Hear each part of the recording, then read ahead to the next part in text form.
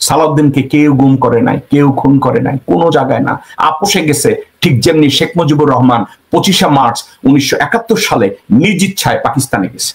আপনাদের পুলিশের ডিআইজি হয়েছে একসময় মনির, এটা জানেন তো? মনিরুল ইসলাম। মনিরুল ইসলামের সহায়তায় সালাউদ্দিন মেঘালয়ের সিকিম পর্যন্ত, শিলং পর্যন্ত যায়। তাকে কোনো চোখ বাঁধা হয় না। সে যে ড্রামার কাহিনী করার কথা বলা হয়েছে, আপনারা কি জানেন সালাউদ্দিনের বউ হাসিনার কাছ থেকে ভাতা নিয়েছে ঠিক যেভাবে পাকিস্তানি অথরিটির কাছ থেকে হাসিনার মা ফজিলাতুন্নেসা ভাতা নিত? আপনারা কি জানেন? হাসিনা, সালাউদ্দিনের বউয়ের নামও বোধহয় হাসিনা, সে আওয়ামী লীগের কাছ থেকে ভাতা নিত, হাসিনার আওয়ামী লীগের গভর্নমেন্টের কাছ থেকে। মনিরুল ইসলাম, বেনজির, এরা কয়েকজন মিলে তাকে ভারতে যেতে সহায়তা করেছে এবং ভারত তাকে রিকুইজিট করছে। তাকে রিকুইজিট কিভাবে করছে? বলছে সালাউদ্দিন আহমেদের বিএনপির নেতৃত্বে যাওয়ার সম্ভাবনা আছে, কারণ সে খালেদা জিয়ার আত্মীয়। অন্য কেউ চায় না এইভাবে 6 বছরের জন্য। তারা মনে মনে ভারত চিন্তা করছে মির্জা ফাক আমাদের দখলে আছে, মির্জা ফাকরে যদি আমাদের দখলে রাখা দেয়, কারণ এই মির্জা ফাক অলরেডি ভারতীয় নাগরিক, সালাউদ্দিন তার নেতা হওয়ার সম্ভাবনা আছে।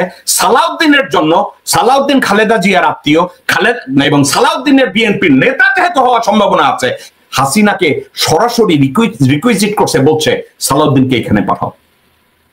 এবং সালাউদ্দিন ওখানে গেছে। সালাউদ্দিনকে কেউ গুম করে নাই, কেউ খুন করে নাই, কোনো জায়গায় না, আপোষে গেছে। ঠিক যেমনি শেখ মুজিবুর রহমান 25শে মার্চ 1971 সালে নিজ ইচ্ছায় পাকিস্তানে গেছে। নিজ ইচ্ছায় শেখ মুজিব যেভাবে পাকিস্তানে গেছে, সালাউদ্দিন ঠিক একইভাবে মেঘালয়ের শিলংয়ে গেছে। এবং এই যে করিডোর, এর সাথে জড়িত আছে ভারতীয় প্রজেক্ট করিডোর। সালাউদ্দিনকে মুখস্থ করানো হয়েছে গত 6 বছরে ভারতের জন্য তার কি কি করতে হবে। শিলংয়ের সবকিছু তাকে বুঝিয়ে দেওয়া হয়েছে। বাংলাদেশের এই সাইডে ভারত এই যে প্রজেক্ট করছে, প্রজেক্টের দায়িত্ব, কন্ট্রাক্ট, পয়সা, চাঁদাবাজি সালাউদ্দিনকে দেওয়া হয়েছে, এই ওয়াদা করা হয়েছে।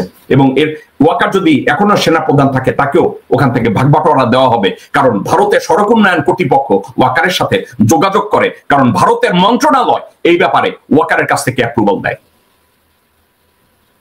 দর্শকবৃন্দ, আমি আপনাদেরকে 5ই আগস্ট থেকে বলেছি আমি ওয়াকারকে বিশ্বাস করি না। কেন বিশ্বাস করি না?